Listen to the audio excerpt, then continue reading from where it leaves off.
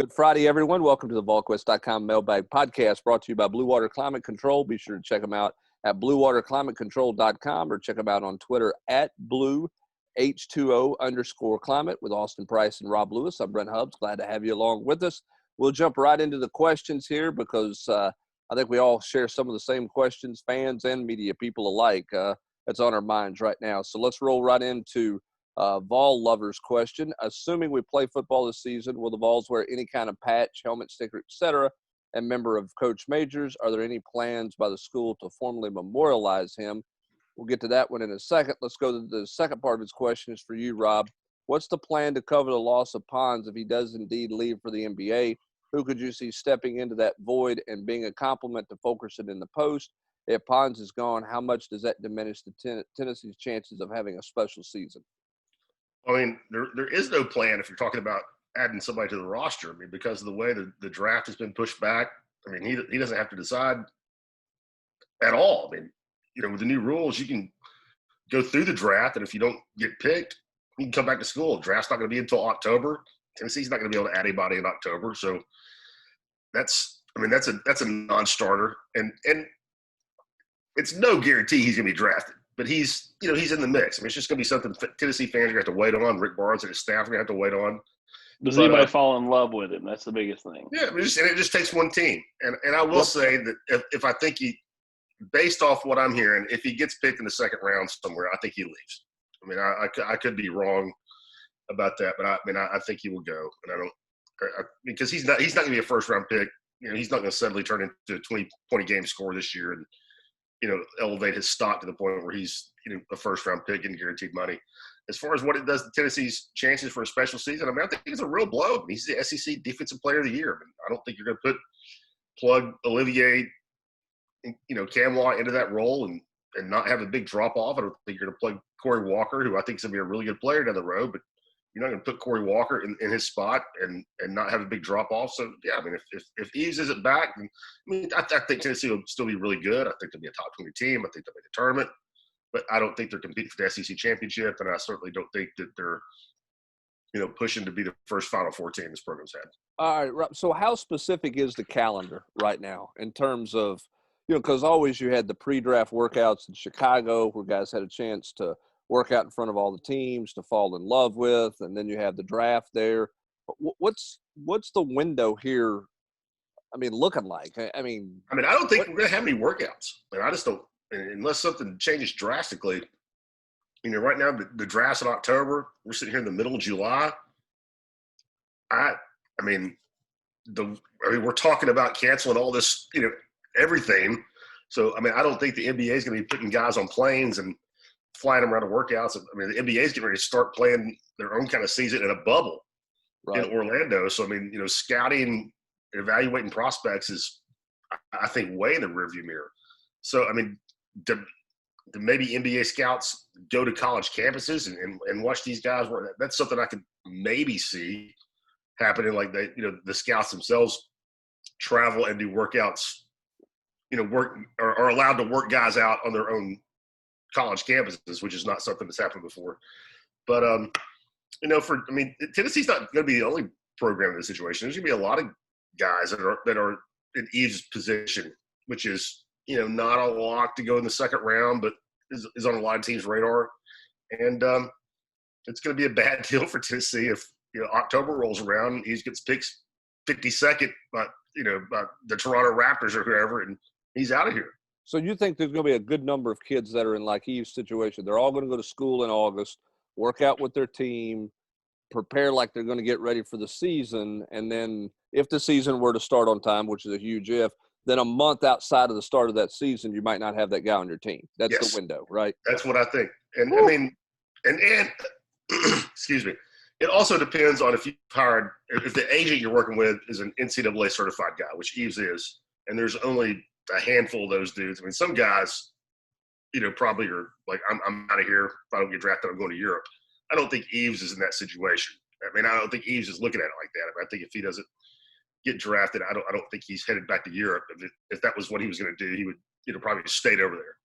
And if he gets drafted, Eves Pons is just another great example that Rick Barnes can show to future recruits of, we took this guy, Here's video clips from early in his career. Here's video clips from the Defensive Player of the Year when he left. I mean, their ability to develop has been well documented and well proven, and he's a perfect example. Yep.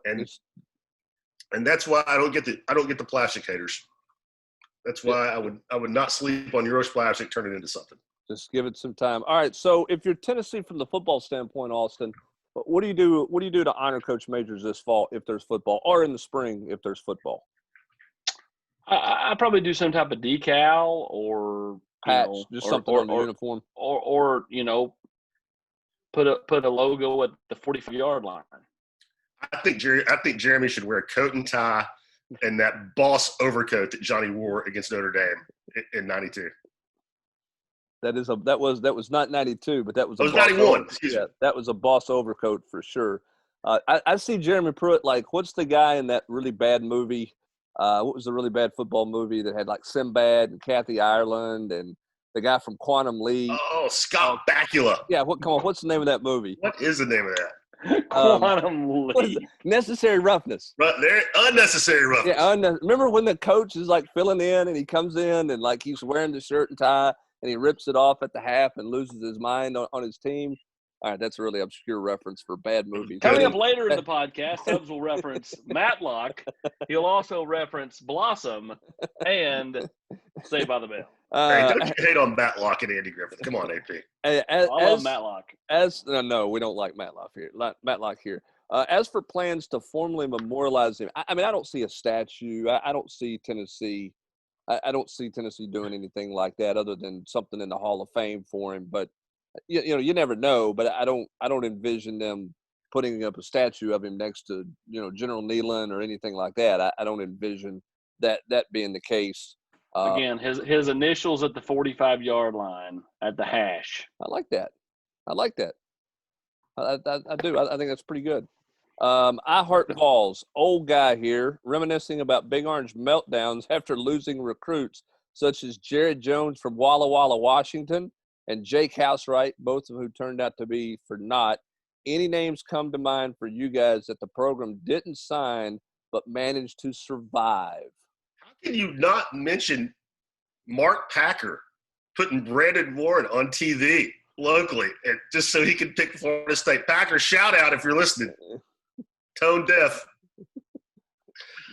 I tell you what. That's an all-timer, was it not? Well, yeah. And Hubbard had a ringside seat for that one. Yeah, Hub sat up there and that was endorsed it. Yeah, that was not. I didn't endorse it. That one was not going to end well. We all knew. I knew it sitting at the table. I'd say another one was the Patrick Turner meltdown. When it turned out, Patrick was a pretty good player at Southern Cal, but not the 5-star guy. And remember that story.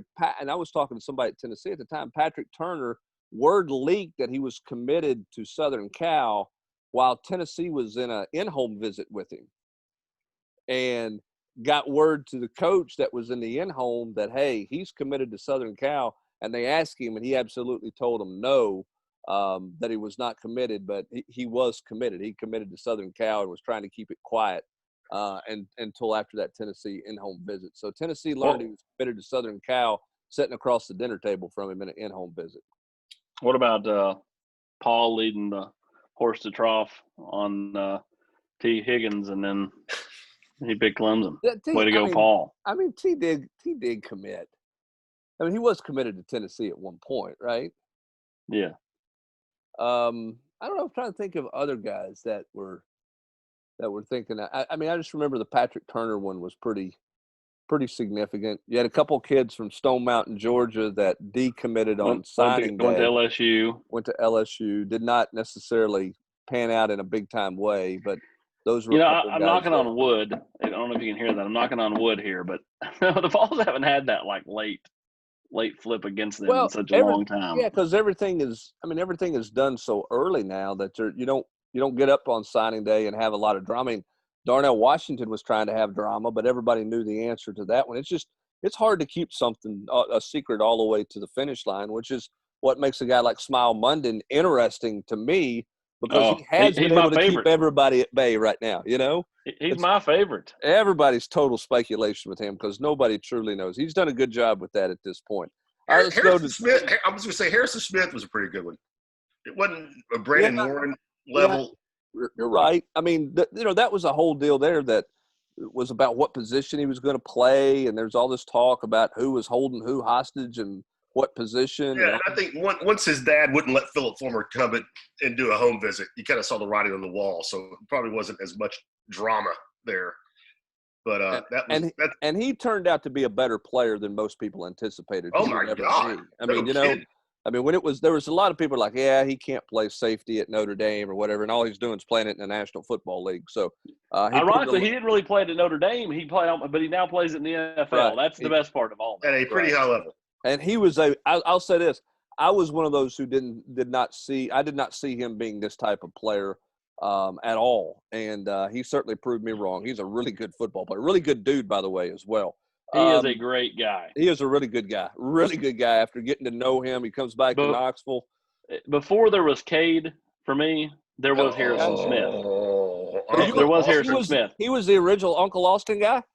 He was. He was the original Uncle Austin client. He just didn't come to Tennessee. All right, let's go to Deshaun 13. What do you guys think of Florida taking all these transfers and losing recruits every year to grades? Is that a sustainable formula for success? I haven't looked at it that closely. I'll say this.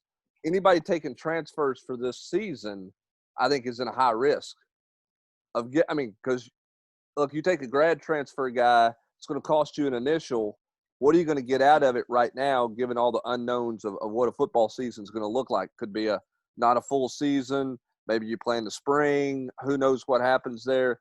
I don't know that you get a return on your investment with a grad transfer right now, based on what it costs you. So I think it's going to be interesting to see how many of these guys in the transfer portal don't have a place to land when all is said and done. And we don't know when all is said and done is going to be. But as for Florida specifically, I mean, look, a lot of people think they're going to win the East, or right there with Georgia to win the East. So far, it seems like it's been pretty sustainable for them and their coaching transition. So only time will tell on that. Maval asked in the chat, they said, and did not get a response. We got a pretty good idea on the 2021 class of targets for O-line and D-line that the Vols are after. Given how critical the lines of scrimmages are to the success in the SEC, who are the 22 and 23 names that Tennessee is pursuing in both lines of scrimmage? To the extent that you guys know so far, who of these players have us higher on their list and are more likely for us to have a shot with in 22 and 23? Austin, I don't know a full list of defensive linemen in the classes of 22 and 23. I think you start with the kid from North Mississippi. Walter Nolan, who's now at IMG. He may be a top 5 player in the country at all positions, right? Yeah, I mean, he may be or he could be the number 1 player in the country overall. I mean, that's the kind of player Walter Nolan is. He's got family that lives in Memphis. As I said a while back, Tennessee's going to, recruit him like he lives in Knoxville. I mean, that's how they view this kid.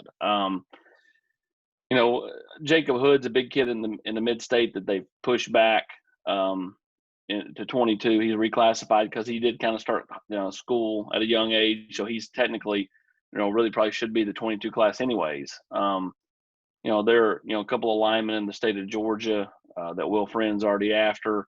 The state of North Carolina is not a kid at Whitehaven too, right? The lineman at Whitehaven. Yeah, Aluba, someone Tennessee's evaluating. They like him. I'm not sure they're in love with him as much as they're in love with William Parker or they were in love with Dietrich Pennington from an in-state standpoint. So there are linemen are crucial, but at the same time, I think offensive linemen especially are more of a developmental position unless you got a top end guy. Walter Nolan's a defensive lineman. Tennessee obviously would love to be in it with Travis Shaw, a big-time defensive lineman that we visited with out of the state of North Carolina. And then there are other guys, but I think there's a really good defense. I can't think of the name to escape. There's a really good defensive lineman in the state of Virginia as well. Yeah, there is that kid in Virginia. I forgot about him. Virginia, by the way, is a really good-looking state for 22. Yes. A lot of good-looking players, a lot of really high-profile prospects. Probably the best year in the state of Virginia in 22 in a long, long time. Let's go to Volunteered 87. As an unbiased spectator, what's the best high school basketball game experience you personally had? It doesn't necessarily have to be a wild ending buzzer beater, but more in terms of an intense rivalry. Felt like a high school game, maybe on steroids. Anybody seen a great high school? Rob, you've seen all these summer camp games. What were some of the? Yeah, I was going to say I don't see many actual high school games. I mean, I see all these kids play in the summertime. One of the best ones I ever saw was, I mean, years ago, was J.J. Redick against Raymond Felton at a tournament in Chapel Hill in North Carolina. Both of those guys were really, really balling. I thought you were going to say Cott County versus Jeff County, 1987. No, I don't remember that one. I do remember one where I was watching. This is an actual high school game that I was watching in Birmingham, which is Eric Bledsoe, and they had to call the game. I mean, not a great part of Birmingham. They had to call the game in the second half because a fight broke out in the stands and spilled out onto the court. Hey, pretty intense. But actually, I do have one. Did you see Carmelo and LeBron play? I saw Carmelo and LeBron play a gajillion years ago at what used to be called the ABCD camp in New Jersey. And Carmelo was a year older. And everybody knew who LeBron was, don't get me wrong. But, I mean, he was a year younger, and Carmelo was like the top dog, like in the what was the rising senior class. And he and LeBron played, and I think LeBron scored maybe like 38 in the game and hit a buzzer beater, and his team won at the end. But I did see this is an actual high school game. I saw I guess it was Melrose and whoever Joe Jackson played for, White Station perhaps, I forget, in Memphis. And when Tennessee was recruiting Chris Jones, and Joe Jackson was a point guard that everybody thought was better, and Chris Jones tore him up and ended the first half like hit a 3/4 court buzzer beater before halftime, and his team dominated and they won that game. So that there's a few off the top of my head, but again, I see a lot of get ball in summer. I don't see a lot of actual high school games. All right, let's go to LF Ball here, Austin. Does Ty Simpson delaying a decision indicate any unresolved concerns about Tennessee? Are the Vols still well positioned there? Yes, they're well positioned there. I think that more than anything, I don't know what they delayed it to, but the goal was to get through his junior season before he did anything. So he wasn't going to do anything before late November at the absolute earliest anyway. So yeah, I was going to say, I mean, the kid's not started his junior year of high school. I mean, how was he delaying a decision? Yeah, I mean, I think just because quarterbacks come off the board so early, a lot of people, were thinking that maybe, and I think he had given a quote somewhere along the way that, whenever he was ready, he would do it. But he's been pretty consistent, and his family's been pretty consistent, Austin, that they were not going to do anything until after this football season. I mean, that's been his pretty consistent message with you, right? Yeah, very much so. I mean, talking to both he and his dad, they were going to get through his junior season and validate everything, from his game standpoint before they do anything. Well, the other thing too is, I mean, like everybody in the country, he did not get the opportunity to go see some schools in the summer, and I think had there been an open travel and been able to get on the road, I think he and his dad would have gone and seen some places this summer, worked out at some more schools, and kind of gone through the process, which could maybe have sped it up a little bit. I'm not saying it would have, but once he couldn't do anything this summer, it certainly put the end of the fall or end of this junior season season definitely on the table as what they were going to do. All right, UT Sportsman 16, outside of quarterback, who's the most important player for the Vols this season? I'm going to go Henry To'oTo'o because I think that if they lost him, it would be really, really damaging to the defensive side of the ball. You can number two? You don't think it's number two? No, he said outside of quarterback. I'm sorry. I said outside of quarterback. Oh, then I would agree. And even if you include a quarterback, I think you could plug in somebody else and they could win games. I think if 11 goes out, you just don't know what you have behind that. Jeremy Banks hadn't played in a year. Quavaris Crouch has never played full-time inside backer yet. J.J. Peterson still seems to be behind the 8 ball. So if you lose 11, to me that would be massive. To me, you could plug in a Warren Burrell for an Alontae Taylor. You could plug in any of those defensive linemen for each other. You could even plug in Jerome Carvin for a Trey Smith. And while the drop-off would be some, it would not to be the drop-off that I think if Henry got hurt. I mean, he's clearly the best player on defense, is he not, as a sophomore? Oh, Is that overstating it? Yeah, no, I don't think so. I think that's – I mean, he's – no offense to Bryce Thompson and Alontae Taylor, he's better than both those corners who have the most experience, and he's better than any of their defensive linemen that they have coming up. I'll go this direction because I agree with both of you, but I think that is a given. I think if you look for somebody else, I'm going to say Quavaris Crouch, and the reason being is what Austin's saying. I think because they need somebody besides Henry. Well, and there's more unknowns behind. And I mean, Crouch has at least played and showed you some promise. Here's the other thing too. You probably need Crouch to be a first and second down inside linebacker, and then he may have to come up and play off the edge on third down for you to try to help you generate some pass rush. See, I would put Crouch in there. I think Tennessee is going to play more of a 4-3 look this year than they have in the last couple of years. I think they play less outside backers because they're not as deep and not as talented at that position. I mean, and also, I mean, they're a nickel. I mean, so much now anyway. I mean, with that fifth, the fifth guy, the star guy. I just think Crouch has got to be – I mean, again, I'm going with Henry. I don't disagree with you on Henry at all. But I just think Crouch is going to have to help you in two spots because Henry's going to occupy the middle in third down pass situations because of his knowledge of the defense. And I think Crouch is going to be a guy who has to help you get off the edge for what you're saying in that 4-3 look. Or that 4-2-5 look to get to the quarterback because Tennessee's got some, going to have a hard time getting to the quarterback. I like Kevon Bennett, but DeAndre Johnson's not proven anything. They don't have anybody else who's proven at that position as well. All right, let's go to Apple Orange here. UT Sports retired numbers. Who do you think should be the next Vol for Life footballer and basketball worthy of having their numbers retired? And he actually has a good idea here. On a side note, should do something on the 4 Vols whose numbers are retired for their service and sacrifice in World War II. First of all, to retire numbers at the University of Tennessee, particularly on the football side, somebody's going to have to rewrite the criteria because basketball is, crazy hard too. Yeah, I thought they did rewrite the criteria, Hubs, because Johnny Majors did not necessarily meet all that criteria when it got put in. That basically made it seem like Peyton would be the last person ever to get his number retired, barring someone coming along that had just a similar type career. I thought Dave Hart did help change that a few years ago, which is why Johnny's number got retired. Well, I still think you have a lot of pro criteria in that. Some of it's been rewritten some, but I still think it's got too much pro influence in it for both in both sports. If you're going to go basketball, I think Chris Lofton would be, would be the guy that you would discuss there. And he doesn't qualify. Right, and he doesn't qualify the way it's set right now. As for outside Kevin of that, O'Neal, maybe? No. Kevin Nash. Come on, Rob.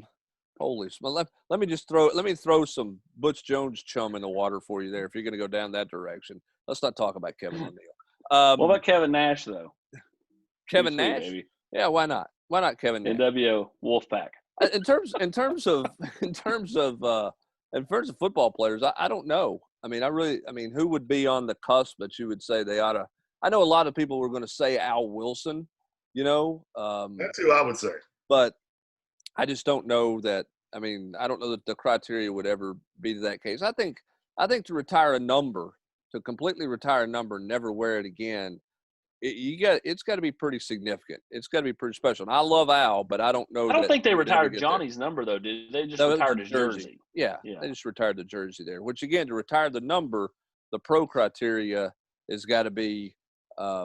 There's too much pro criteria involved in the number retirement at the college level for Tennessee. Yeah, in my there's opinion. not on the basketball side. There's not pro. I'm looking at it right now, but you got to get 3. You have to achieve 3 of these 5 things: either SEC Player of the Year, national, a first team All-American, a Player of the Year like a Wooden Award candidate, You have to be the career record holder in a significant category, points, rebounds, something along those lines, and have won a national championship in your tenure. So Grant Williams, who's a player of the year in the conference twice, doesn't qualify, right? Well, he was a first-team All-American, and you're right. He will not qualify because he didn't have the third one, right? He doesn't have a career, record, doesn't have a national championship, and was not the national player of the year. Yeah. See, and that's where it gets so skewed, because I think you should celebrate your all-time great players. So, I mean, like, I get the retiring of the numbers should maybe be more hard, which would make it, very minute, the numbers that would actually be retired. But I think retiring jerseys, what they did for Johnny and having them up in a ring of honor. I mean, like Jason Witten.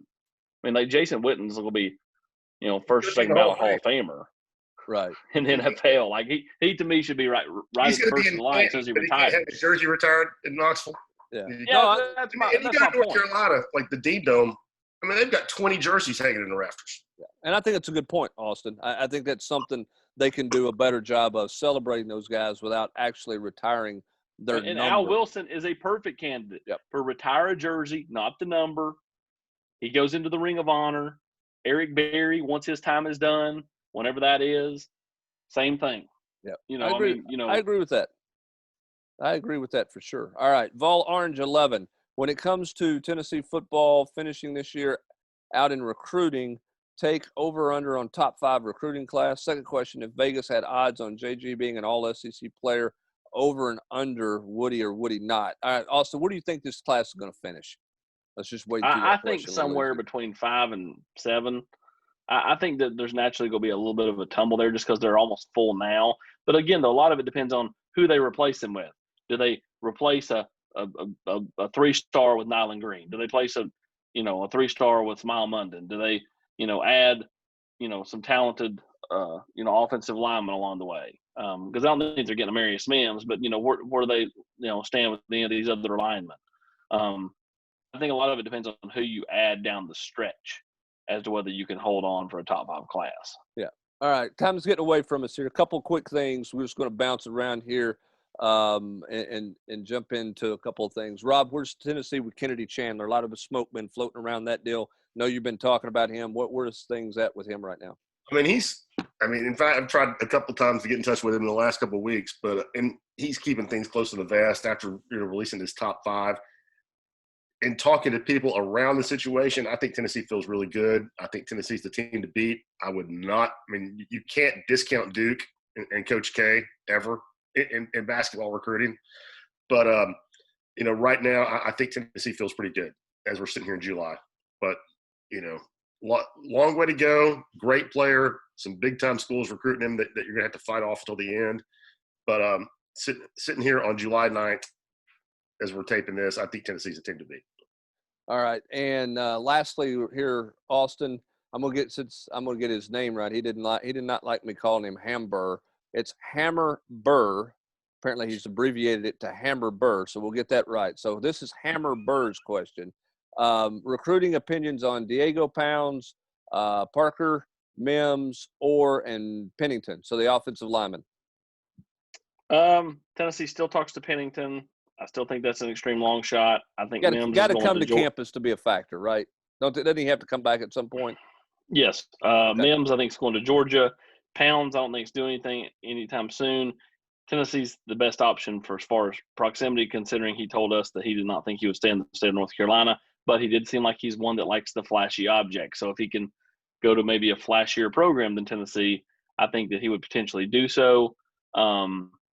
William Parker, I think Tennessee is in a really good spot there. And then don't forget that they're also still talking to Jamarion Gooch, the kid that's committed to Auburn out of the Kings Academy. I think that's one that, it bears watching going forward. What about who are they fighting? Who are they fighting with for Parker? For William Parker, it's other SEC schools, but he's not doing a whole lot of recruiting. So I don't think that, it's one of those things. I think Tennessee's in a really good spot there. I think he's just waiting to do something 1st of September. Now, that's what he was planning on doing right at the start of his high school football season. Let's see if there is a high school football season. Yeah, and so it's obviously a college football season as well. Roderick Orr, Austin. Oh, that's right. Sorry, I forgot to talk about him. Tennessee's done a really good job there. Jeremy Pruitt's got some ties, and I think Tennessee, I think, would love to add definitely to, I think, potentially 3 offensive linemen in this class. If you could go Parker or Gooch, I think that'd be a pretty good close to the class if you can flip Gooch. All right, my last question, but because it's on there, we just some of the stuff we didn't get to and kind of bounced around a little bit. Where are you guys on a football season this fall? I mean, I've said it before, just the money aspect of it. I mean, I don't know how they flush that. I mean, I don't know how, ESPN, CBS, ABC, whether there's fans in the stands or not, I have a hard time thinking that those people are going to sell commercials and show college football on Saturday.